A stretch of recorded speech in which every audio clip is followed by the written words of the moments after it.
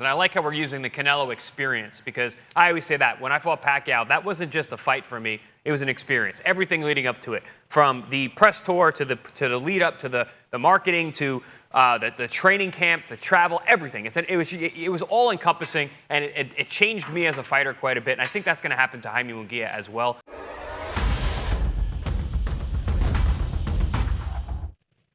Ladies and gentlemen, it is time for Boxing Scenes Top Stories, only on ProBox TV, your boxing channel. I am George DeMatteis. Remember to download the app, ProBox TV app, where apps are available to get the full ProBox TV experience. And part of that experience is picking the brains of our world champions. We got Chris Algieri, and we got Paulie Malignaggi here on Top Stories.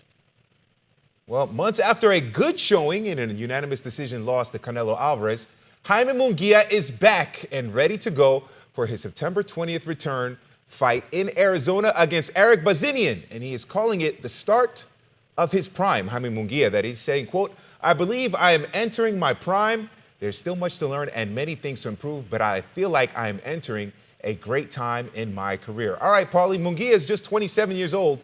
Do you expect him to thrive following the Canelo experience? You know what, the Canelo experience, all in all, even though he didn't come out on top of it, is pretty positive. You know, he fought well. He got credit for the fight. He went into the fight with, some momentum as far as being a fan favorite, being one of the more exciting fighters in the sport. And there's a lot to work on, which is probably why Canelo picked him as an opponent to begin with, because there are enough flaws to make him beatable. Nonetheless, after the Canelo experience, he's an even bigger name. Obviously, anybody who fights Canelo gets their name out there even more. He fought well enough to keep that respect and to keep that reputation high enough, if not even higher. And so going forward, he can take the experience, maybe some things he learned in that fight. Who knows? I mean, everybody's going to tell you they learned from a loss. Well, whether they really learned or not, you're going to see going forward if they make the improvements in their boxing style. Munguia, I think, is going to remain exciting. I think he's going to remain an action fighter.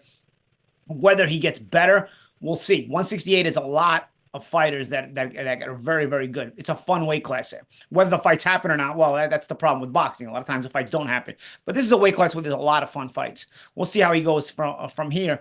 But yeah, I mean, whether he's entering his prime, 27 years old, you could consider it somebody's prime. I mean, I think 27 to 29, now guys they fight a little bit older, but 27 to 29 was usually the prime of a fighter's career. But Munguia has a lot of fights already on his resume, and he's not been exactly a defensive wizard. So he may not last as long as some of these other fighters. He's taken some damage even in a lot of the wins. But I think at 27 years old, he's got that experience. He's an ex-world champion. He's had the Canelo experience. His marketability is at its best right now because he didn't embarrass himself in the Canelo fight before. Well, so yeah, he's making some good points. Obviously, you're going to pump yourself up when you're promoting yourself and you're talking about yourself as a fighter. You're not going to downplay yourself. But I think he does have some good points. Yeah, champ, I agree.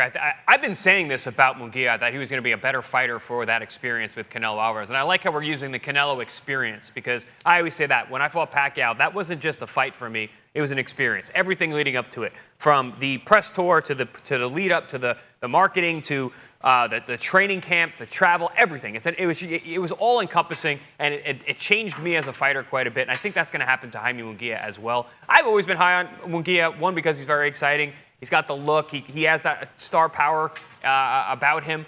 And I think he needed that kind of experience. He needed that, be in a ring with someone like Canelo to see that, he can hang. He was impressive that night. He looked really good for the first couple rounds, but then just got out-hustled and out-experienced down the line. Showed a little too much respect, in my opinion. But I think, that respect showed. It was hard for him to not. But he is going to come out of that fight a better fighter. And I think at 168, I think he even mentioned he was killing himself to make 54 and 160. I think he's a good size 68-pounder. As you said, champ, he's always going to be exciting. But I think the skill level is now going to rise, especially as he's entering his physical prime. He's mentioning he's like, I'm in my prime now. I think he's right. Physically for sure, but also career-wise and skill-wise, I think he is entering his prime, because he has been improving each fight. I like the work that he was doing with Freddie Roach. Now apparently he's back with Eric Morales. But I think the future is bright for young Jaime Munguia, and there's a lot of good guys for him to tangle with in the next couple of years. Yeah, Jaime Munguia talked about it. You mentioned it, Chris. At 168, it feels like he is most comfortable at that weight. And he says that his goal right now is to become a world champion at 168. And you want to talk about an impressive matchup. Bazinian, 32-0, 23 wins by knockout. Munguia, 43-1, 34 wins by knockout. So that should be a fun fight in Arizona in a couple of weeks' time. And of course, we'll have all the details of how it unravels here on Top Stories. And don't forget to scan the QR code, like and subscribe to our YouTube channel, and check out our app as well, where apps are available, the ProBox TV app, where you can catch the best live fight series in all of boxing. It's coming up in less than a week's time, Wednesday night fights, and then a couple days after that, the big one between Canelo and Edgar Berlanga. I'm George DiMatteis. This is Boxing Scene's Top Stories. He's the pride of Guadalajara, the Mexican maestro, the unified super middleweight champion of the world, Canelo Alvarez. His challenger, undefeated knockout artist and pride of Puerto Rico, Edgar Berlanga. It's prime time.